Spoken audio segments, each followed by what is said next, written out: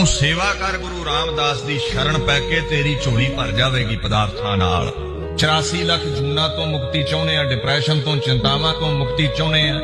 ਕਹਿੰਦੇ ਗੁਰੂ ਰਾਮਦਾਸ ਇਸ ਲੋਕ ਵਿੱਚ ਵੀ ਦੁੱਖਾਂ ਤੋਂ ਨਿਜਾਤ ਦਵਾਵੇਗਾ, ਤੇ ਜਿਹੜੇ ਪਰਲੋਕ ਦੇ ਦੁੱਖ ਨੇ ਜੋ ਜਮਾਂ ਦੀ ਮਾਰ ਹੈ ਉੱਥੋਂ ਵੀ ਗੁਰੂ ਰਾਮਦਾਸ ਨਿਜਾਤ ਦਵਾ ਦਿੰਦਾ ਹੈ। ਬਾਣੀ ਇਹ ਗੱਲ ਸਮਝਾਉਂਦੀ ਹੈ ਜੋ ਕੁਝ ਵੀ ਚਾਹੀਦਾ ਹੈ ਗੁਰੂ ਰਾਮਦਾਸ ਬਖਸ਼ਣ ਵਾਲੇ ਬਖਸ਼ਿੰਦ ਨੇ। ਗੁਰੂ ਰਾਮਦਾਸ ਸਾਹਿਬ ਸੱਚੇ ਪਾਤਸ਼ਾਹ ਅਨੰਤ ਬੇਅੰਤ ਤਾਕਤਾਂ ਦੇ ਮਾਲਕ ਨੇ, ਵਾਰਸ ਨੇ। ਗੁਰੂ ਗ੍ਰੰਥ ਸਾਹਿਬ ਵੀ ਤੇ ਕਹਿੰਦੇ ਨੇ ਨਾ, ਧੰਨ ਧੰਨ ਰਾਮਦਾਸ ਗੁਰ ਜਿਨ ਸਿਰਿਆ ਤਿਨੈ ਸਵਾਰਿਆ, ਪੂਰੀ ਹੋਈ ਕਰਾਮਾਤ ਆਪ ਸਿਰਜਣਹਾਰੈ ਧਾਰਿਆ। ਗੁਰੂ ਰਾਮਦਾਸ ਦਾ ਜਿਹੜਾ ਰੁਤਬਾ ਹੈ ਉਹ ਸਭ ਤੋਂ ਉੱਚਾ ਹੈ, ਔਰ ਗੁਰੂ ਰਾਮਦਾਸ ਇਕੱਲਾ ਐਸੀ ਬੁਲੰਦ ਹਸਤੀ ਹੈ ਜਿਹਦੇ